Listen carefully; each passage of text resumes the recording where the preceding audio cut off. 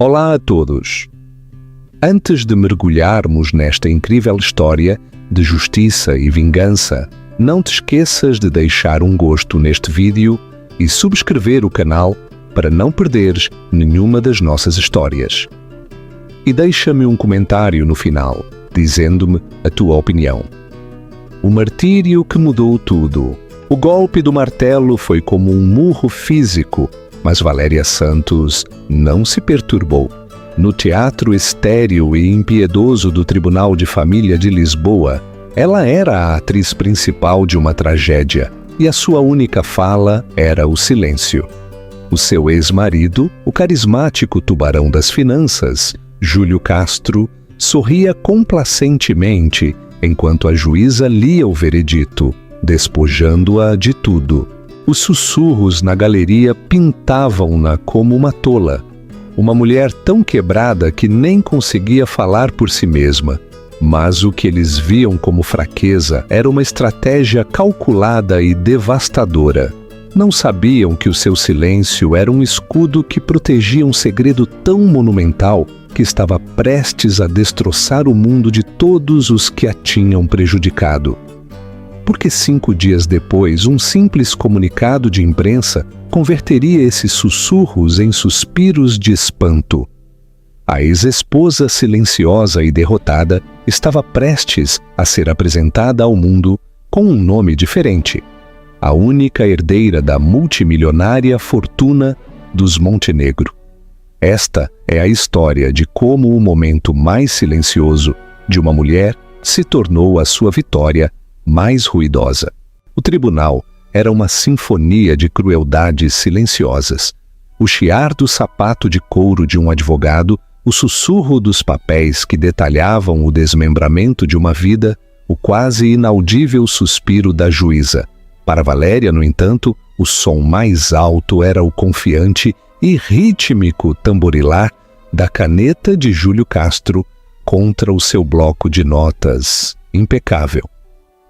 Tac, tac, tac. Um metrônomo que descontava os últimos segundos da sua antiga vida. Júlio sentou-se em frente a ela, um retrato da vitória sem esfuerzo. O seu fato, uma criação de designer, provavelmente custava mais do que a pensão que ele lutava tão veementemente por não pagar.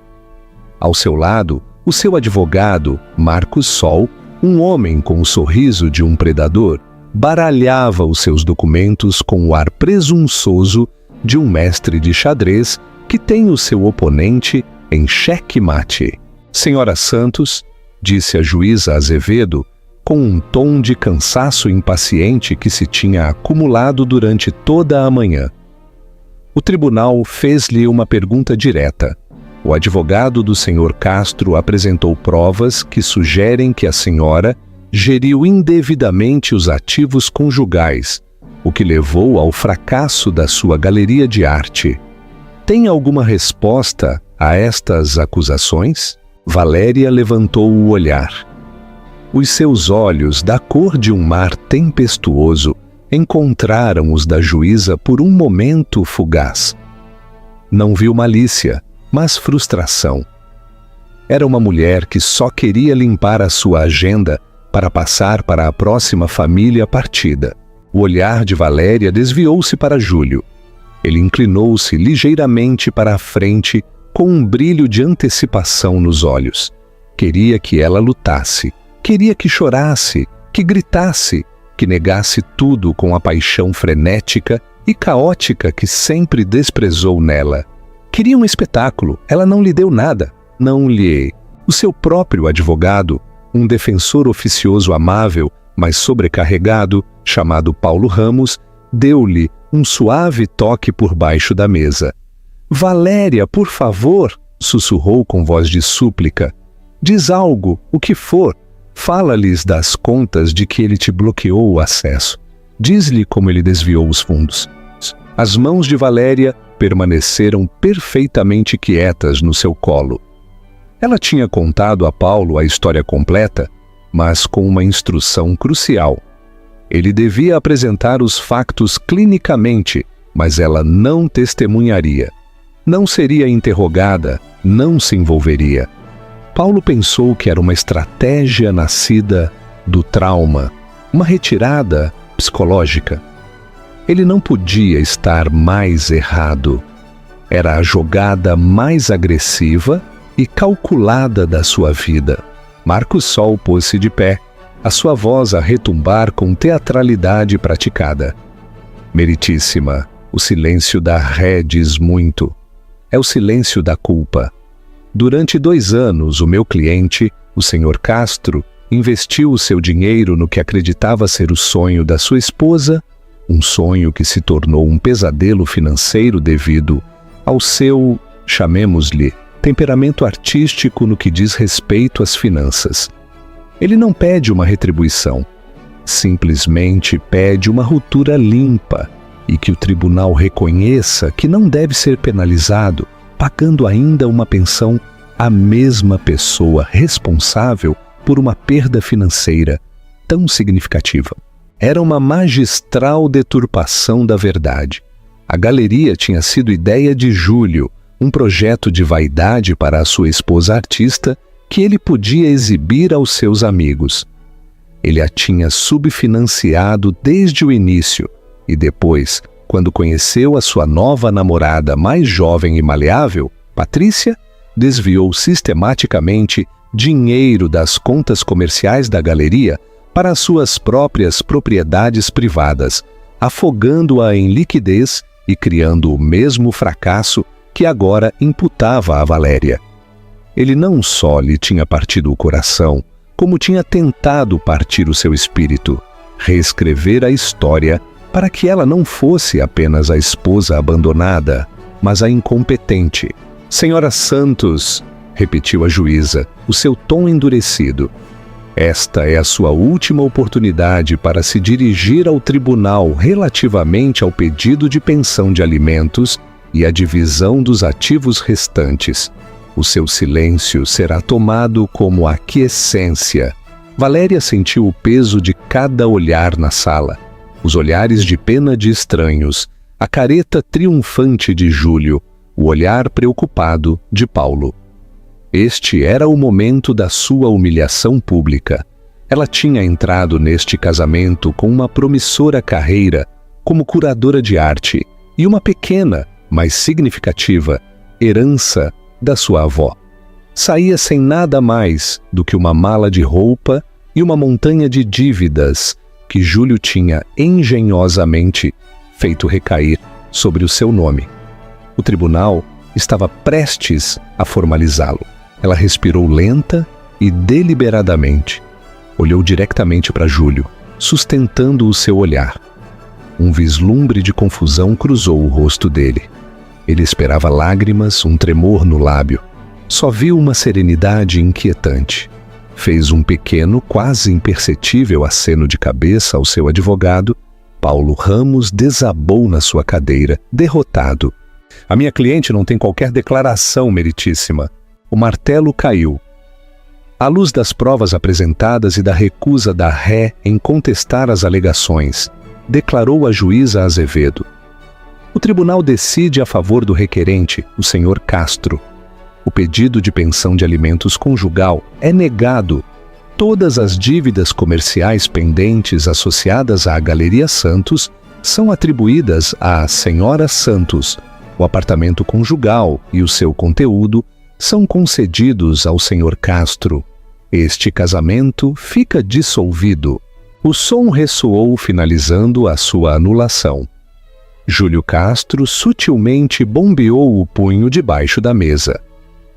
Marcos Sol deu-lhe um tapinha no ombro. Valéria levantou-se, os seus movimentos medidos e tranquilos. Enquanto se virava para sair do tribunal, pôde ouvir Patrícia, que tinha estado sentada na fila de trás, sussurrar excitada a uma amiga.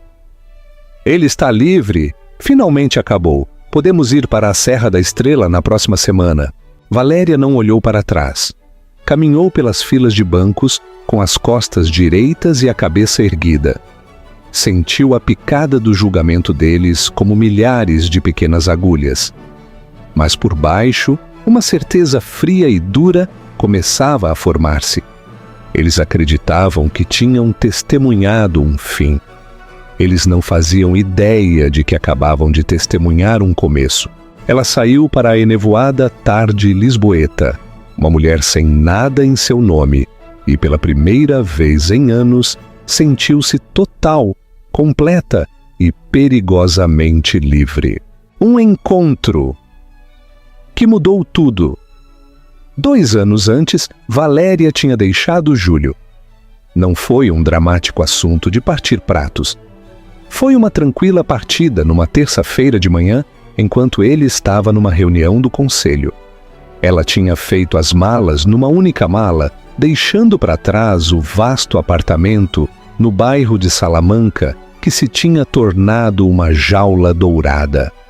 As suas paredes brancas minimalistas, uma lembrança constante da cor que tinha sido apagada da sua própria vida. Os primeiros meses foram um borrão de trabalhos temporários e café barato.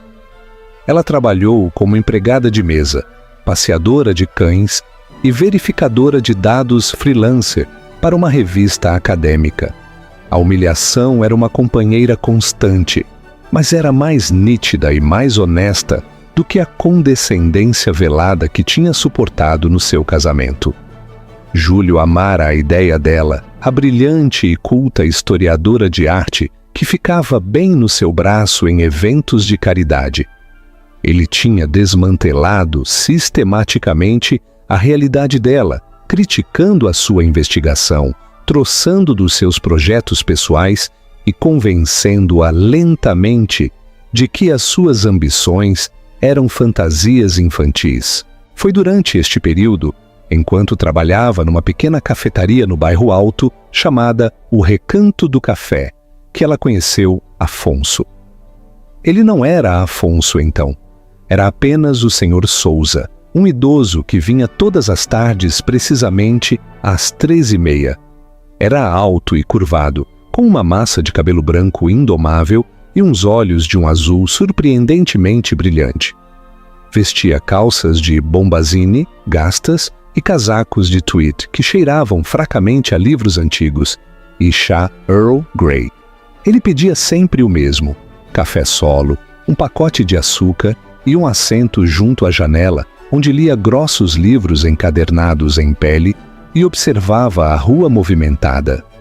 A maioria do pessoal ignorava-o, vendo-o como apenas mais uma peça do mobiliário da cafetaria. Mas Valéria, com o seu olhar de curadora para os detalhes, notou coisas. A qualidade dos seus sapatos de couro gastos, a tranquila autoridade com que se portava, mesmo quando estava perdido nos seus pensamentos, a forma como tratava todos, desde o ajudante de mesa até o gerente, com o mesmo nível de respeito. A amizade deles começou com um livro. Ele estava a ler uma primeira edição de A Odisseia de Homero, em grego original. Uma viagem difícil para casa, disse Valéria em voz baixa enquanto lhe reabastecia o café. Ele levantou o olhar. Os seus olhos brilhantes focaram-se nela pela primeira vez. Um sorriso lento espalhou-se pelo seu rosto, enrugando os cantos dos seus olhos.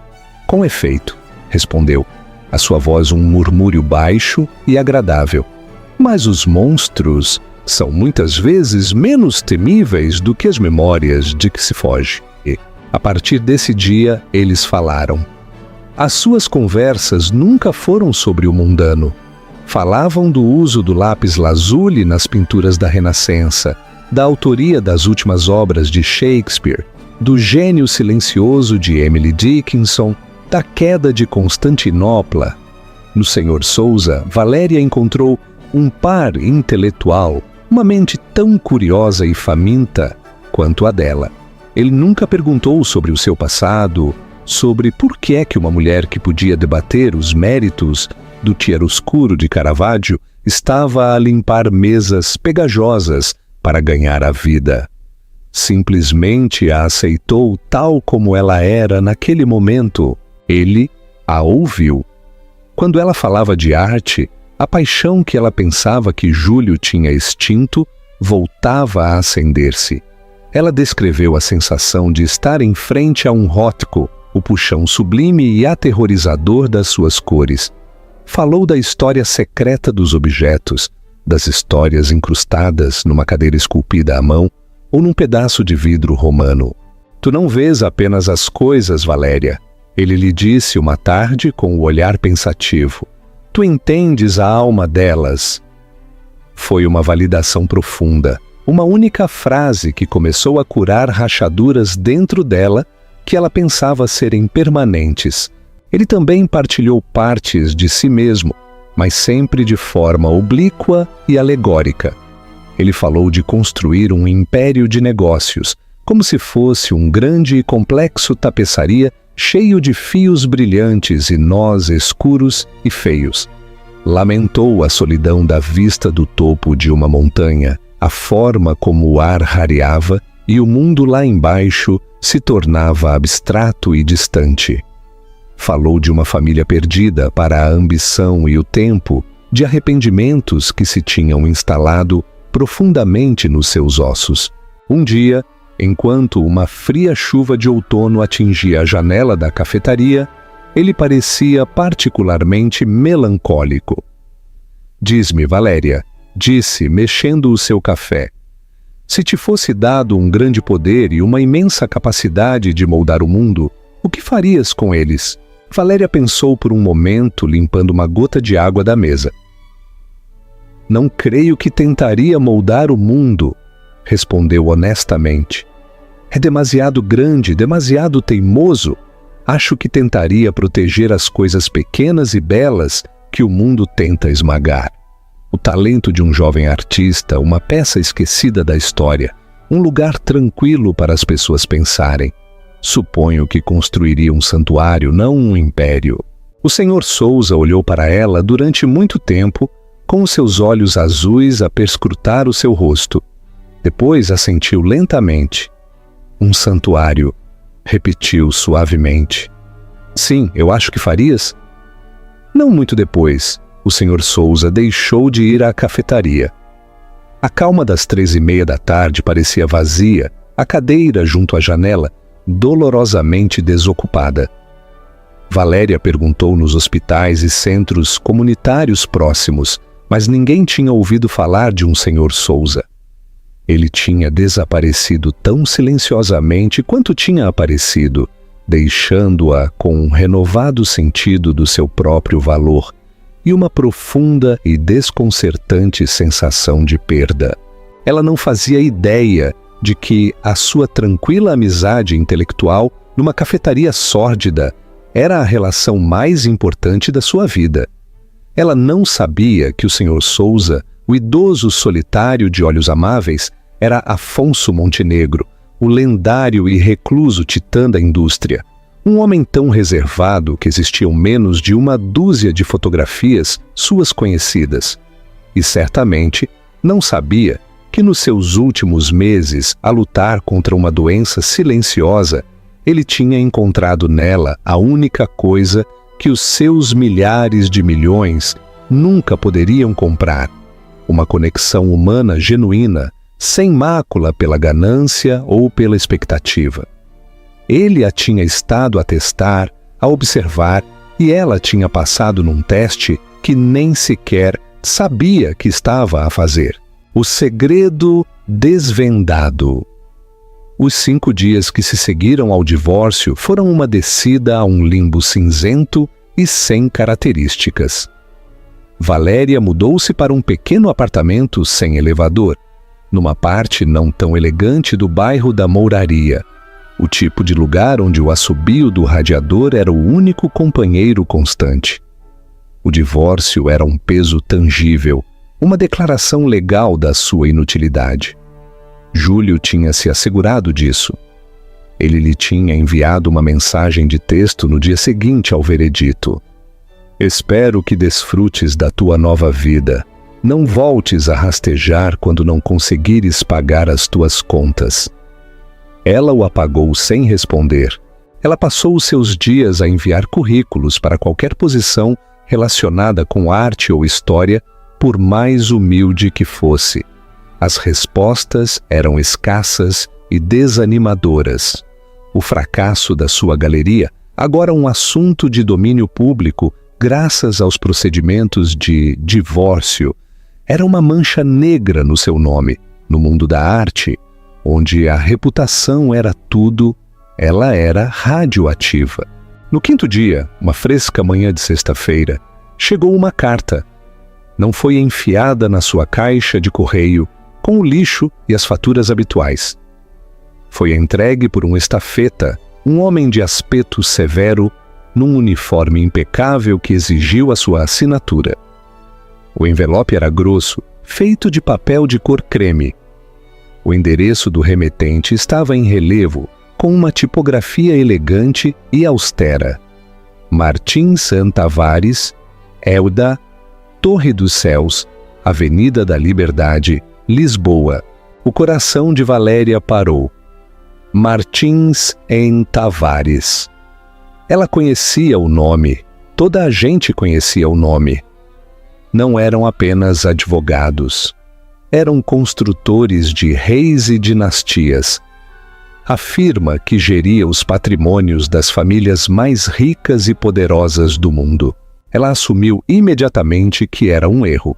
Ou pior, que Júlio, em algum ato final de crueldade, tinha enviado a sua própria equipa legal de alto poder para se vingar por algum desrespeito imaginado ou uma dívida pendente que ele tinha fabricado. Com as mãos trêmulas, ela abriu o envelope. A carta lá dentro era breve e formal.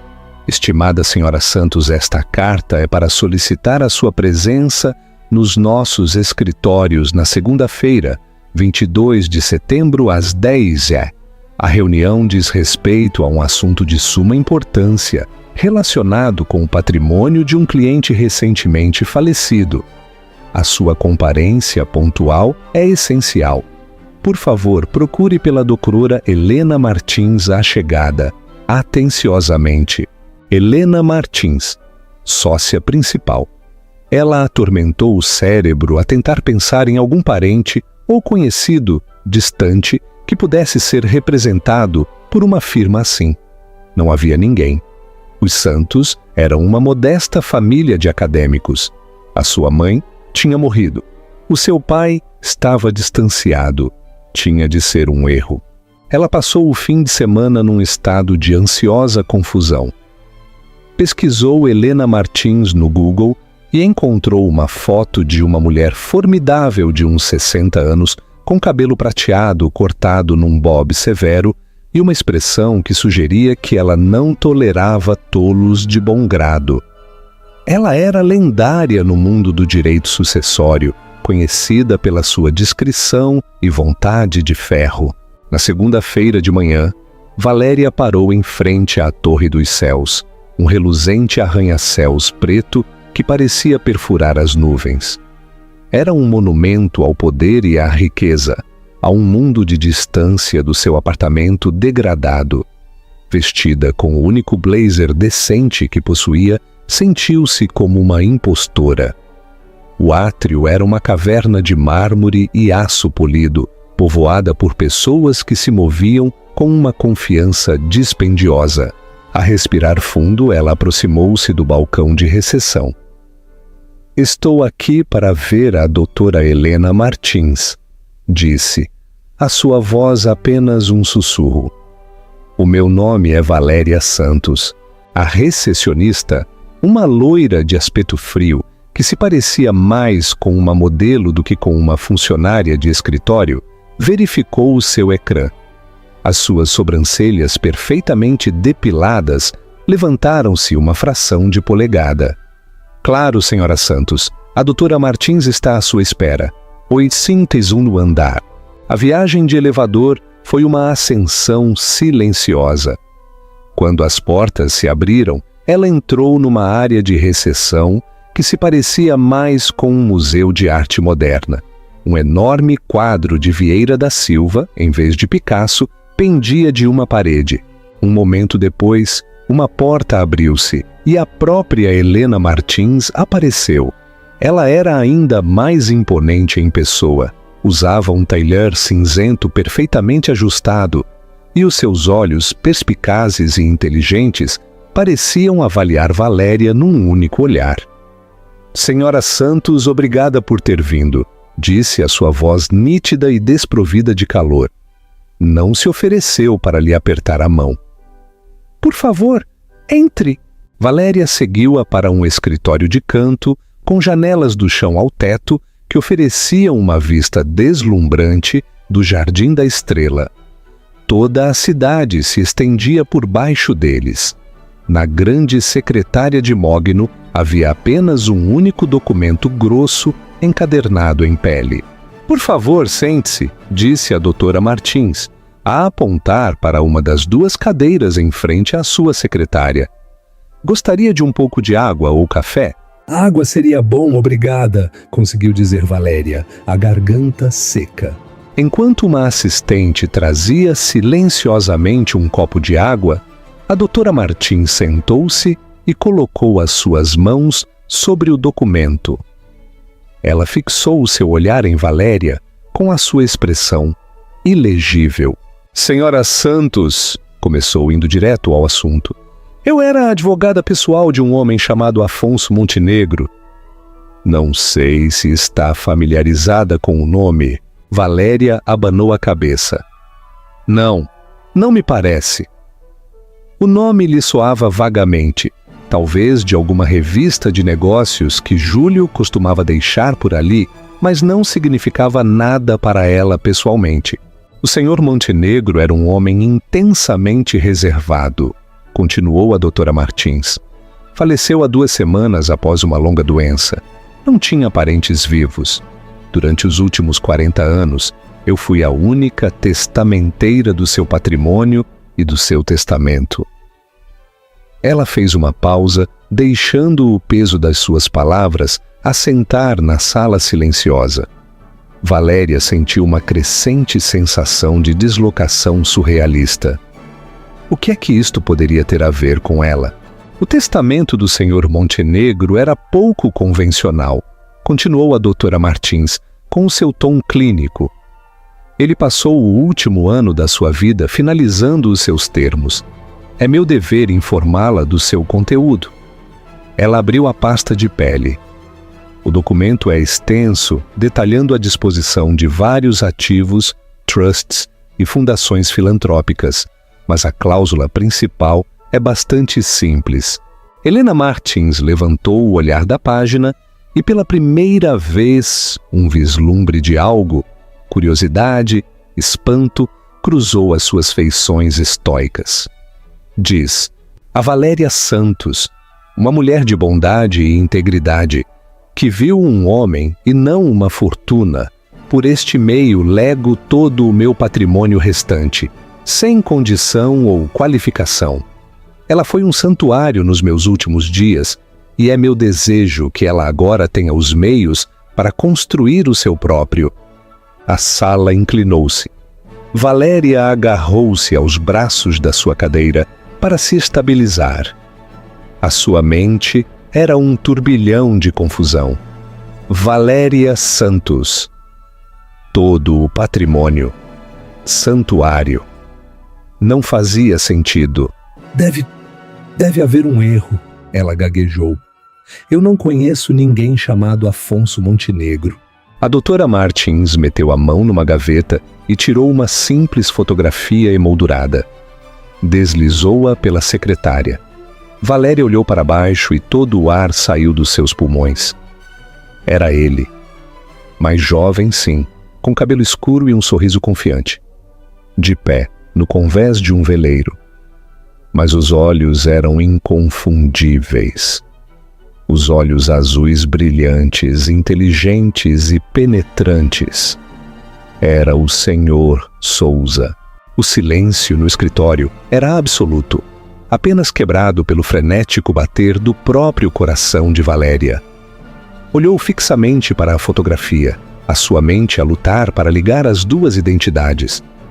O amável e inofensivo senhor Souza da cafetaria e o misterioso e poderoso Afonso Montenegro, cujo nome estava agora irrevogavelmente ligado ao dela.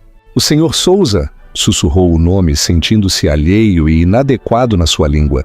Um pseudônimo que adotou nos seus últimos anos, confirmou Helena Martins, a sua voz a suavizar-se quase imperceptivelmente. Ele cansou-se dos bajuladores e dos caçadores de fortunas. Queria passar os seus últimos meses a experimentar o mundo sem o filtro distorcedor da sua riqueza. Encontrou a sua cafetaria, encontrou-a a si. Valéria teve um ataque de tonturas. Cada conversa, cada debate sobre arte e filosofia se repetiu na sua mente, agora lançada sob uma nova luz ofuscante. A conversa dele sobre impérios e montanhas solitárias. A pergunta dele sobre o que ela faria com um grande poder. Não tinha sido conversa ociosa. Tinha sido uma entrevista, um teste final e profundo.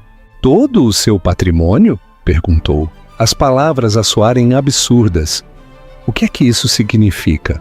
A doutora Martins respirou fundo, como se estivesse a preparar-se para lançar um navio.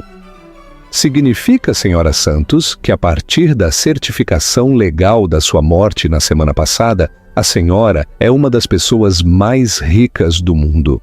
O patrimônio dos Montenegro é uma carteira diversificada de ativos avaliada, após todos os impostos e obrigações, em aproximadamente 9,7 mil milhões de euros. O número era tão vasto, tão astronômico, que não se registrou como uma soma real de dinheiro. Era um conceito, uma abstração. Milhares de milhões. Inclui, continuou a doutora Martins virando uma página do testamento, uma participação maioritária na Montenegro Global, uma firma global de logística e tecnologia, uma carteira de imóveis que inclui este edifício, uma herdade de 4.000 hectares no norte de Portugal, uma vila no Lago Como, uma casa em Londres e uma ilha privada nas Caraíbas, uma coleção de arte privada considerada uma das melhores do mundo, com obras de Goya, Velázquez e um Vermeer, até agora desconhecido, e um fundo de capital líquido de mais de 2.000 milhões de euros. Valéria sentiu-se a sufocar, abanou a cabeça, a tentar clareá-la. Mas por quê? Porque nós só falávamos, bebíamos café. Parece que essas conversas foram mais significativas para o senhor Montenegro do que a senhora pode imaginar, disse a doutora Martins. Em seguida, tirou um envelope selado mais pequeno do dossiê. Ele também lhe deixou isto, uma carta pessoal. Deu instruções para que a leia antes de qualquer documento ser assinado. Com as mãos a tremer, Valéria pegou no envelope. Era o mesmo papel grosso de cor creme. O seu nome estava escrito na frente com uma letra forte, elegante e ligeiramente trêmula. Ela quebrou o selo. Minha caríssima Valéria, se estás a ler isto, a minha jornada finalmente terminou. Peço desculpa pelo engano do meu nome, mas espero que entendas. Na minha vida, construí um império de coisas, de aço, código e betão. Mas no meu último ano, encontrei-me empobrecido nos aspectos que realmente importam. Eu estava rodeado de pessoas que queriam algo de mim, que só viam um cofre para ser aberto. Então, eu te encontrei. Tu, que estavas no meio da tua própria tempestade silenciosa, me ofereceste o simples e inestimável presente do teu tempo e dos teus pensamentos. Nunca pediste nada, nem sequer sabias que havia algo para pedir. Tu me falaste de beleza, de história, da alma das coisas. Na tua presença, eu não era Afonso Montenegro, o magnata. Eu era apenas Souza, um homem que ouvia uma mulher brilhante. Tu me disseste que construirias um santuário. Eu acredito em ti. Esta fortuna tem sido uma jaula dourada para mim por demasiado tempo. Nas tuas mãos espero que se torne uma chave, uma ferramenta para proteger as coisas belas de que tu falaste para fomentar o talento que o mundo ignora e para construir uma vida da tua própria escolha, livre das sombras do teu passado. Não deixes que o peso dela te esmague. Deixa que seja o vento nas tuas velas. Obrigado, minha querida amiga, pelo café e pela gentileza. Teu Afonso. As lágrimas escorriam pelo rosto de Valéria, quentes e silenciosas. Não eram lágrimas de alegria pelo dinheiro, mas lágrimas de dor pelo amigo que ela agora percebia ter perdido e de uma gratidão esmagadora pela sua espantosa e incompreensível fé nela. Ele a tinha visto quando ela se sentia invisível. Ele a tinha valorizado quando o mundo e o seu próprio marido a tinham declarado sem valor. Ela finalmente compreendeu o seu silêncio no tribunal. Foi um ato subconsciente de preservação, um instinto que ela não tinha entendido completamente naquele momento. Se ela tivesse lutado contra Júlio, se tivesse discutido pelos restos que ele estava a deixar-lhe, a sua situação financeira teria sido alvo de um intenso escrutínio legal. Se a notícia de uma possível herança se tivesse filtrado, Júlio e os seus advogados teriam descido como abutres a tentar atrasar o divórcio para reclamar o seu futuro. O seu silêncio tinha sido uma amputação limpa. Ela lhe tinha deixado ganhar a batalha, cortando os seus laços legais e financeiros por completo, apenas alguns dias antes de a guerra ser ganha por uma força que ele não poderia ter imaginado. Olhou para Helena Martins, os seus olhos claros agora, apesar das lágrimas. Uma nova determinação estava a endurecer dentro dela. A mulher tímida e quebrada que tinha entrado no tribunal tinha desaparecido. "O que é que eu tenho de fazer?" perguntou, a sua voz firme e clara. Um sorriso lento e genuíno finalmente quebrou a fachada profissional de Helena Martins. "Primeiro", disse, empurrando uma caneta sobre a secretária. "Assina aqui, senhora Santos, e depois vamos trabalhar. A vingança é silenciosa." O anúncio não foi uma manchete. Foi um terremoto. Martins em Tavares, Elda, uma firma conhecida pelo seu silêncio monástico, emitiu um lacônico comunicado de imprensa de 2 parágrafos. Foi uma aula de bombas discretas. Anunciava o falecimento do seu cliente, o recluso Afonso Montenegro, e a execução do seu testamento final, que nomeava uma tal Senhora Valéria Santos como a sua única herdeira incondicional. O mundo financeiro ficou frenético. Quem era Valéria Santos? O nome era desconhecido. Os jornalistas apressaram-se a vasculhar os registros públicos. Em questão de horas, encontraram um recente pedido de divórcio no Tribunal de Família de Lisboa. Santos contra Castro. Os detalhes eram salazes, até agora totalmente insignificantes. Uma proprietária de galeria de arte falhada. Uma humilhante derrota legal. Uma mulher despojada dos seus ativos e a quem foi negada a pensão de alimentos há pouco mais de uma semana. A herdeira silenciosa. Como uma divorciada em dificuldades, herdou os milhares de milhões de Montenegro. The Wall Street Journal, a sucessora surpresa de Montenegro. Vanity Fair, a vingança. Definitiva, Júlio Castro. Divorciou-se da sua esposa dias antes de ela se tornar multimilionária. Júlio Castro estava num jantar de celebração com Patrícia no restaurante Eleven, em vez de Diver XO, quando o seu telemóvel começou a vibrar sobre a mesa. Ele ignorou as primeiras chamadas, irritado com a interrupção. Mas depois o seu telemóvel, o telemóvel de Patrícia e os telemóveis das mesas circundantes começaram a acender-se. Um baixo murmúrio espalhou-se pelo restaurante. "Júlio!" disse a voz de Marcos Sol em pânico quando ele finalmente atendeu. "Estou a jantar, Marcos. O que é que se passa?" retorquiu Júlio. "É a Valéria. Tens que ligar a televisão ou olhar para o teu telemóvel, agora mesmo." Júlio abriu uma aplicação de notícias. A primeira coisa que viu foi uma foto de Valéria. Uma foto espontânea dela a sair do tribunal. A sua expressão serena e ilegível. Junto a ela havia uma foto antiga de arquivo de um homem que reconheceu vagamente como o mítico Afonso Montenegro. O título pairou diante dos seus olhos. Ele deixou cair o telemóvel, caiu sobre o seu prato, espalhando microgreens e espuma de trufa. O que é que se passa, querido? Perguntou Patrícia aborrecida.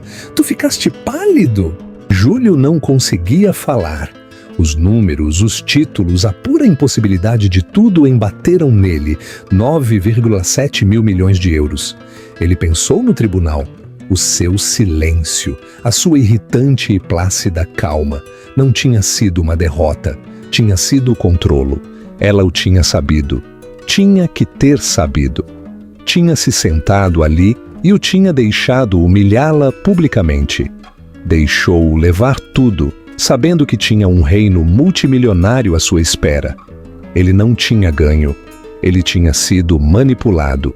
Tinha se tornado um tolo cósmico. Um som sufocado escapou dos seus lábios, uma mistura de risa e soluço. Ele começou a tremer. Depois irrompeu numa fúria mastigatória. Não é possível. Ela não é nada. É uma artista falhada. Todo o restaurante agora olhava para ele. Patrícia, mortificada, tentou acalmá-lo. Júlio, para. Estás a fazer uma cena. Mas Júlio estava para além da razão. Empurrou a sua cadeira para trás, quase derrubando um empregado. E saiu do restaurante. A sua mente, um inferno de ganância, fúria e arrependimento que lhe destroçava a alma. A sua primeira chamada para Valéria foi para um número desconectado. Ela já o tinha mudado. Depois ligou para o seu antigo advogado, Paulo Ramos. O que é que posso fazer por ti, senhor Castro? Perguntou Paulo com uma nova confiança na sua voz. Esta herança é propriedade conjugal. Nós estávamos casados quando ela conheceu este homem. Eu tenho direito à metade! Gritou Júlio para o telemóvel. Paulo Ramos riu, uma risada tranquila e satisfeita. Eu não acho que tu percebas como isto funciona, Júlio. Primeiro, a herança foi legalmente conferida depois de a dissolução do teu casamento ter sido finalizada pelo martelo de um juiz. O timing é, como se diz, impecável. Segundo, a herança é considerada quase universalmente propriedade separada, não conjugal. Tu não tens nada para reclamar. Tu asseguraste que a ruptura fosse limpa. Bem, agora é que tenhas uma boa vida. A linha cortou. As consequências foram rápidas e brutais. A administração da firma de capital privado de Júlio, assustada pela humilhação pública e pela repentina instabilidade do seu sócio estrela, convocou uma reunião de emergência. Os sussurros começaram a dizer que a Montenegro Global, agora sob uma nova e imprevisível propriedade, poderia retirar os seus fundos de pensão maciços da sua gestão. Júlio, de repente, era tóxico. Patrícia, vendo o seu futuro de viagens à Serra da Estrela e malas de designer a evaporar-se, e vendo o homem que acreditava ser um vencedor, revelado como um perdedor colossal, fez as malas. Deixou uma nota curta e fria na bancada de mármore do apartamento que ele tinha ganho no divórcio. Júlio ficou sozinho no vasto e vazio apartamento, um lugar que agora se sentia como um monumento à sua própria estupidez. Ele tinha lutado com unhas e dentes por este apartamento, pelos quadros na parede, pelos últimos restos dos seus ativos partilhados. Ele tinha se regozijado por ganhar alguns milhões de euros em propriedades de Valéria e, ao fazê-lo, perdeu o seu direito a milhares de milhões. Foi um erro de cálculo de proporções, tão épicas que o assombraria pelo resto dos seus dias. Enquanto o mundo de Júlio implodia, o de Valéria se expandia a um ritmo exponencial.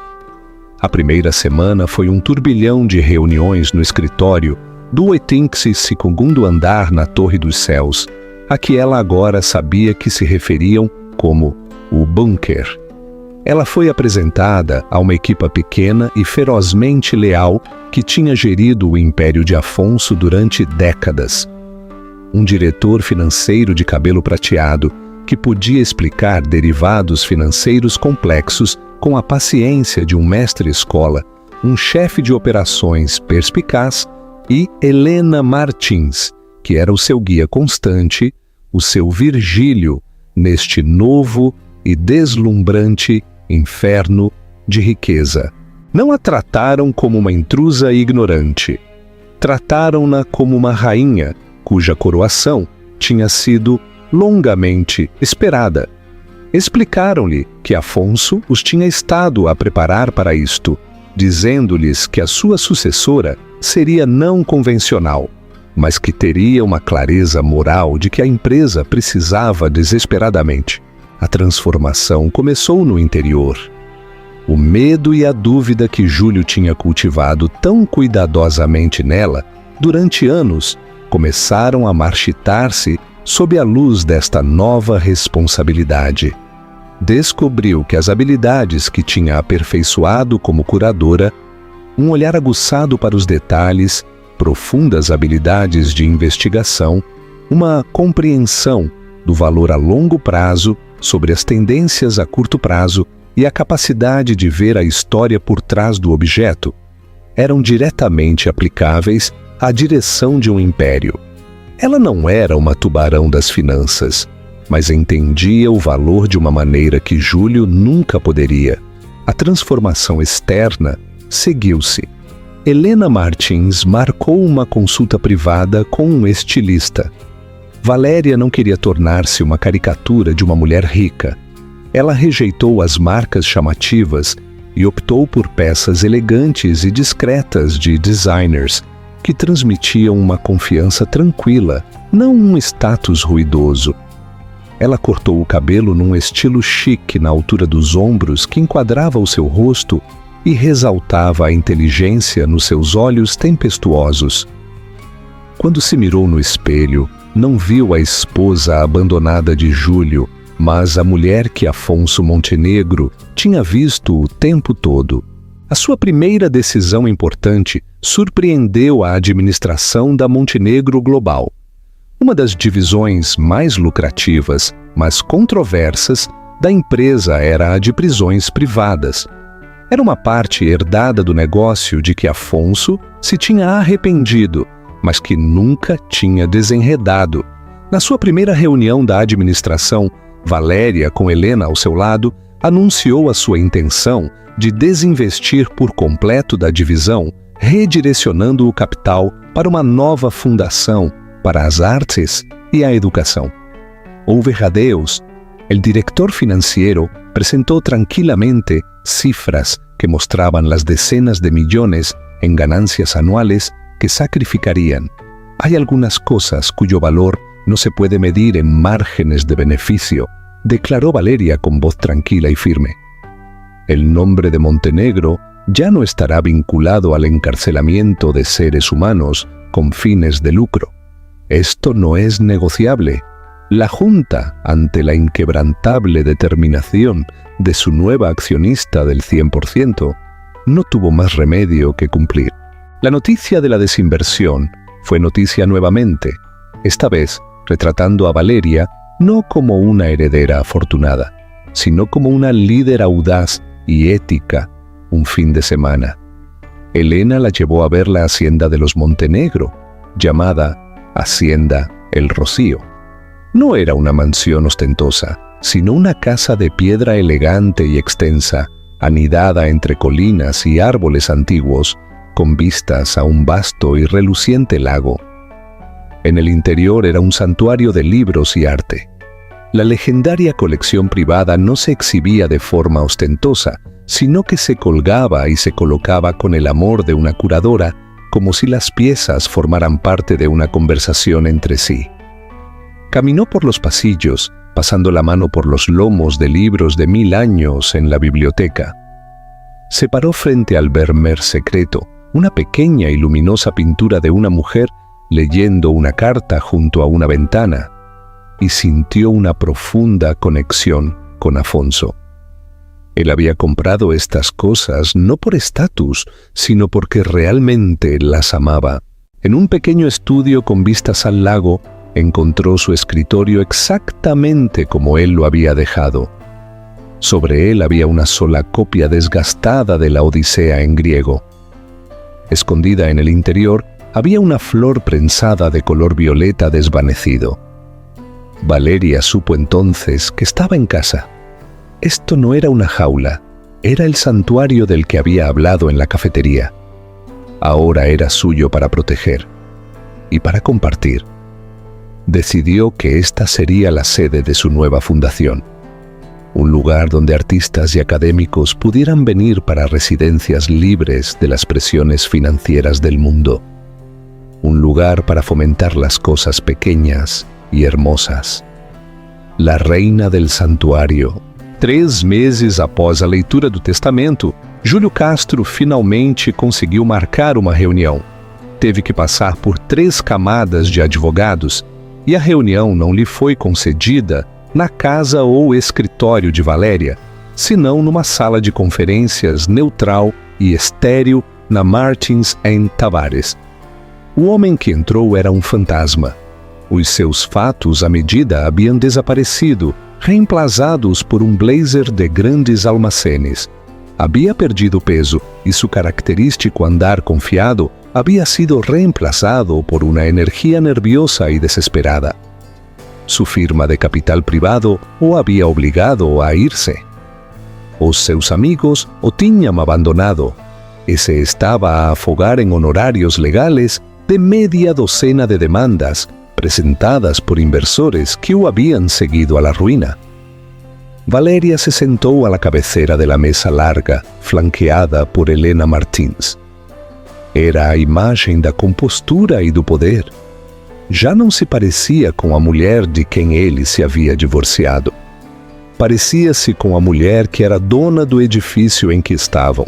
Valéria começou com voz rouca. Eu queria falar contigo, a sós. A doutora Martins fica, disse Valéria sem deixar lugar à discussão. O que é que tu queres, Júlio? Ele começou uma súplica, divagante e patética. Falou da história partilhada deles, dos bons momentos, esquecendo convenientemente os anos de abuso emocional. Tentou argumentar que a sua visão de negócios a tinha inspirado, que ele era indiretamente responsável pela sua boa fortuna. Finalmente, ele chegou ao ponto. Estou arruinado, Valéria, disse com a voz a quebrar. Tudo se foi. Peço-te, não, imploro-te, por um acordo, uma pequena percentagem, 1%, apenas o suficiente para recomeçar pelos velhos tempos. Valéria ouviu sem expressão. Quando ele terminou, um longo silêncio encheu a sala. Júlio olhou para ela expectante, um vislumbre de esperança nos seus olhos vazios. Ele ainda acreditava, a um nível fundamental, que ela era a mesma mulher de coração mole que ele podia manipular facilmente. Não, disse Valéria. A única palavra não foi proferida com raiva ou ódio. Foi proferida com a finalidade de um capítulo que se fecha. Era uma simples declaração de fato. Mas por quê? Ele gaguejou. Depois de tudo o que tivemos... Valéria finalmente olhou para ele, olhou mesmo para ele. Não sentiu nenhum desejo de vingança, nenhuma satisfação na sua queda. Tudo o que sentiu foi uma profunda e cansada pena por este homem pequeno e ganancioso. Sabes, durante anos tu me disseste que a minha maior fraqueza era que eu era demasiado sentimental. Disse com voz uniforme e tranquila. Tu me disseste que eu vivia num mundo de fantasia de arte e história e que eu não entendia como o mundo real funcionava, como o valor era criado e tomado. Tu te inclinaste ligeiramente para a frente, mas tu estavas enganado. A minha fraqueza não era o sentimentalismo, eras tu. E a tua maior fraqueza, Júlio, é que tu só consegues ver o preço das coisas, mas nunca o seu valor. Tu viste o nosso casamento como uma transação. Tu viste o nosso divórcio como uma aquisição hostil. Tu vês esta herança como um preço de ações que tu perdeste. Ela levantou-se, a reunião claramente terminada. Afonso Montenegro não me deixou o seu dinheiro. Ele me deixou a sua confiança. Ele valorizou o meu caráter quando tu me disseste que eu não tinha nenhum. Ele valorizou a minha paixão quando tu a chamaste de um hobby. O dinheiro é apenas uma ferramenta. É o subproduto de uma vida vivida com integridade, algo que tu nunca vais entender. Caminhou em direção à porta, parando com a mão no puxador. Tu pediste 1% pelos velhos tempos, disse olhando para ele pela última vez. Mas o veredito final no nosso divórcio, aquele que tu celebraste tanto, declarou que os nossos velhos tempos não valiam absolutamente nada. O tribunal já ha decidido o que se me deve a mim, e eu sou uma mulher que respeta a letra de la lei. Ela saiu da sala sem olhar para trás, deixando Júlio Castro sozinho na vasta e vazia mesa. Um multimilionário em espírito, um mendigo na realidade, para sempre assombrado pela fortuna que deitou fora e pela mulher que nunca viu de verdade.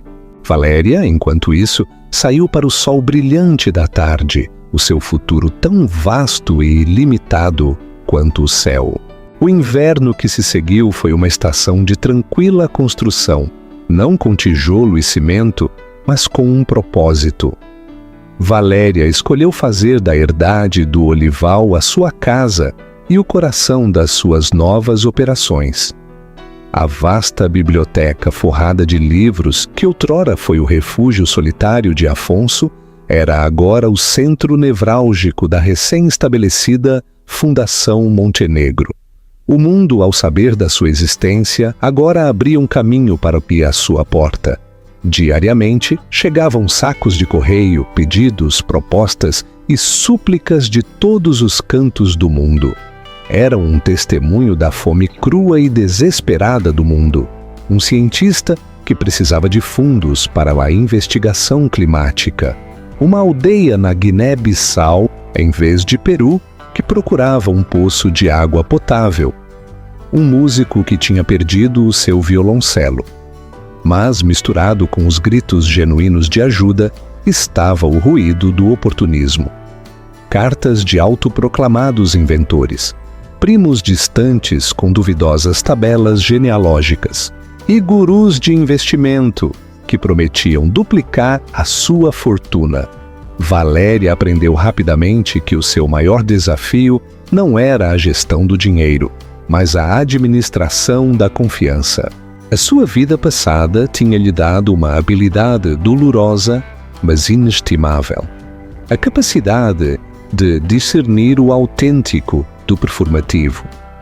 O mundo de Júlio tinha sido construído sobre este último, e ela tinha aprendido a sua linguagem intimamente.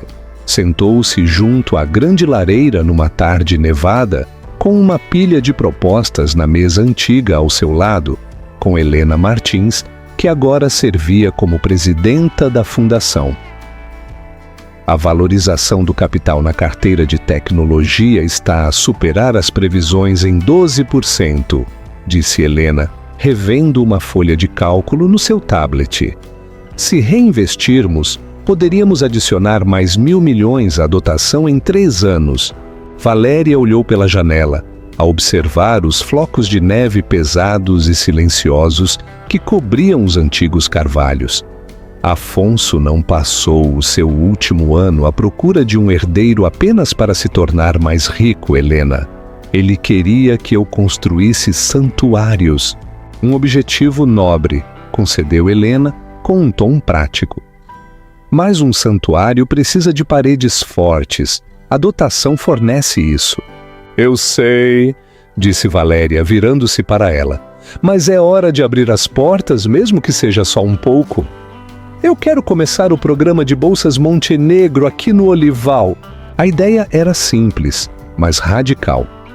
Todos os anos eles selecionariam a um pequeno número de criadores brilhantes, mas em dificuldades, artistas, escritores, compositores, pensadores, e lhes dariam uma residência de 1 ano na herdade.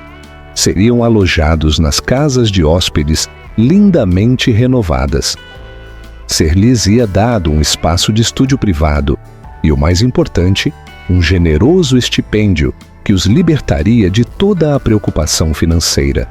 A única condição era que não havia condições. Não havia nenhuma exposição de galeria exigida no final, nenhuma exigência de um manuscrito terminado, nenhuma expectativa de um produto comercial. O objetivo era dar-lhes o que um criador mais precisa e raramente é concedido: liberdade absoluta e sem amarras. Helena, sempre pragmática, levantou uma sobrancelha. Sem resultados visíveis, a administração pode considerá-lo ineficiente. E considerem, respondeu Valéria com um pequeno sorriso. Júlio me ensinou tudo o que eu preciso de saber sobre eficiência. Muitas vezes leva a uma vida lindamente organizada, mas sem alma. Isto não é um investimento num produto, é um investimento numa pessoa. A primeira bolseira Montenegro foi uma jovem pintora do bairro de Santos, em vez de Chueca, chamada Sofia Moraes. Valéria tinha descoberto o seu trabalho numa pequena galeria em dificuldades na Mouraria. Os quadros de Sofia eram enormes, caóticos e espantosamente vivos. Ela pintava com uma energia crua e visceral, retratando cenas da vida urbana, com o peso emocional das pinturas de história clássicas. Valéria viu nela um fogo e um talento que o mundo estava prestes a extinguir. O dono da galeria lhe disse que Sofia trabalhava em 2 bares para conseguir pagar o seu pequeno estúdio e muitas vezes tinha de escolher entre comprar tinta ou comprar comida. Em vez de enviar uma carta formal, Valéria conduziu até a cidade e foi à morada do estúdio ela própria. Era um loft pequeno e frio por cima de uma oficina de pneus. O cheiro a terebintina e óleo de linhaça era avassalador. Sofia, uma jovem com as mãos manchadas de pintura e olhos cautelosos e inteligentes, mostrou-se abertamente desconfiada quando Valéria se apresentou. Eu sei quem a senhora é, disse Sofia cruzando os braços. Não parecia impressionada. Eu li os jornais. E isto o que é? A herdeira multimilionária está a te dar uma volta por um dia? Quer comprar um quadro para se sentir bem? Valéria não se incomodou com o cinismo. Ela o reconheceu como uma armadura. Na verdade, disse. O seu olhar desviou-se para uma enorme tela inacabada que representava um vagão de metro cheio de pessoas, com rostos numa mistura de exaustão e desafio.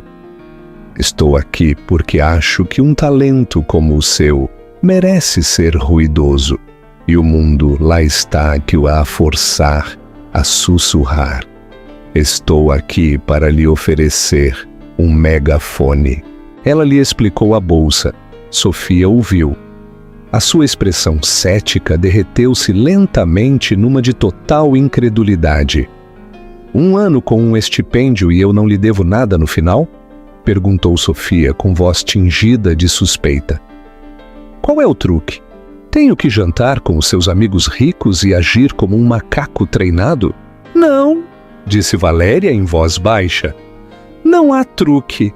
O único que eu lhe peço é que honre o seu dom, que trabalhe sem medo durante 1 ano. Por quê? Perguntou Sofia, a única palavra colgando em elaire entre elas. Por que eu? Valéria pensou no Sr. Souza, nas suas tranquilas conversas na cafetaria. Pensou em como ele lhe tinha dado um presente inestimável, sem pedir nada em troca. Porque um homem muito sábio uma vez me deu um santuário quando eu mais precisava, disse Valéria. Ele não me pediu para o devolver, ele me pediu para construir o meu. Isto sou eu a colocar a primeira pedra. Umas semanas depois, Sofia Moraes mudou-se para um estúdio banhado pelo sol, num celeiro convertido na herdade do Olival, com vista para o lago congelado. Valéria a observou desde a janela da biblioteca no seu primeiro dia.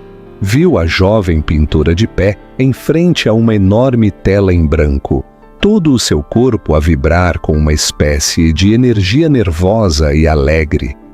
Pela primeira vez em anos, Sofia não estava a pensar na sua renda, nas suas contas ou no seu próximo turno.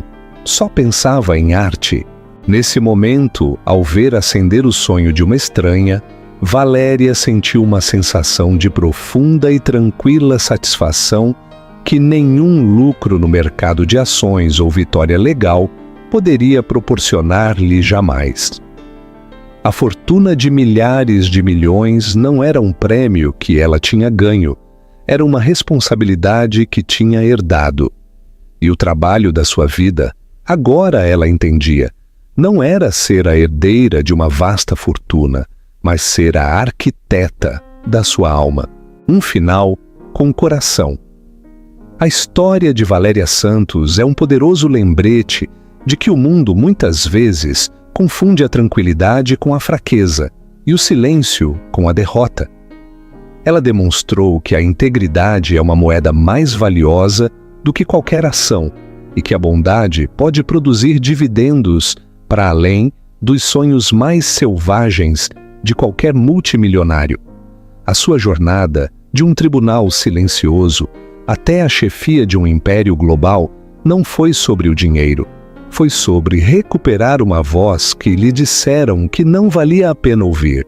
Mostra-nos que, às vezes, a jogada mais estratégica é deixar os teus inimigos se derrotarem a si mesmos, enquanto esperas pacientemente pela vida que realmente mereces.